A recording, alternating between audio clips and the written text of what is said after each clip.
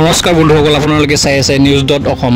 সৰ্বভাৰতীয় জমিয়তৰ মুৰব্বী মেহমুদ মাদানীৰ বিৰুদ্ধে সৰ্বোচ্চ ৰাজ্যৰ মুখ্যমন্ত্ৰী ডক্টৰ হিমন্ত বিশ্ব শৰ্মা।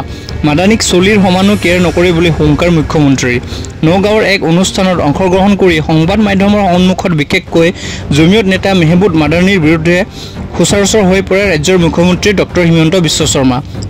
মাদানীক ব্যক্তিগতভাৱে চলিৰ সমানো কেয়াৰ নকৰে বুলি সংবাদ মাধ্যমৰ সন্মুখত এক প্ৰকাৰ হুংকাৰ প্ৰদান কৰে মুখ্যমন্ত্ৰীগৰাকীয়ে। উচ্ছেদক লৈ অসমৰ মুখ্যমন্ত্ৰীক অপসাৰণৰ দাবী উদযাপন কৰাৰ জৰিয়তে নেতা মেহমুদ মাদানীক উভতি ধৰি মুখ্যমন্ত্ৰীয়ে কয়, NRCৰ সময়তো আৰ্চাৰ্ড মাদানীৰ দৰে ব্যক্তি আৰু জমিয়তে অসম বিৰোধী স্থিতি গ্ৰহণ কৰিছিল। এনে নেতাক এতিয়াৰ পৰাই প্ৰতিহত কৰিব নোৱাৰিলে অসমৰ ভৱিষ্যত ভাগ্য বিধাতা হৈ পৰিব মাদানীৰ দৰে ব্যক্তি।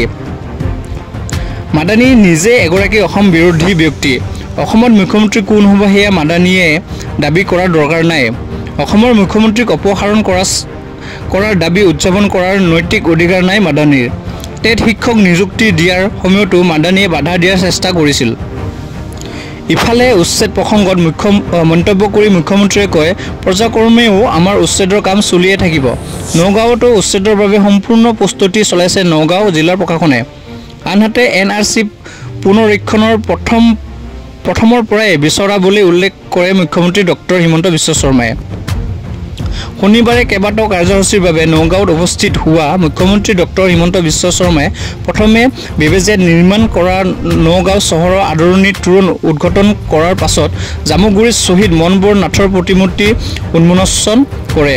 তাৰ পাছতে নগাঁৱৰ গৰখীয়া থানাত সেৱা আগবঢ়াই নগাঁৱৰ ৰাঙলত নিৰ্মাণ কৰা গাড়ী চালকৰ প্ৰশিক্ষণ আৰু পৰীক্ষণ কেন্দ্ৰটো শুভ উদ্বোধন কৰে মুখ্যমন্ত্ৰীগৰাকীয়ে।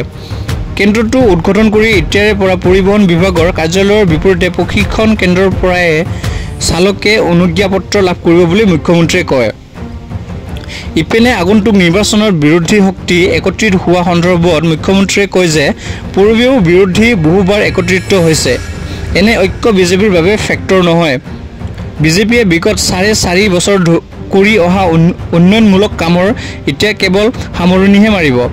বিজেপিক বিৰোধীয়ে সাম্প্ৰদায়িক ৰাজনীতি কৰা বুলি উদযাপন কৰে। অভিযোগৰো প্ৰত্যুত্তৰ দি মুখ্যমন্ত্ৰীগৰাকীয়ে কয়, আমি সকলোৱে একেলগে হৈ আগবাঢ়ি যোৱাৰ চিন্তা কৰোঁ, কাকো তুচ্ছীকৰণ নকৰোঁ।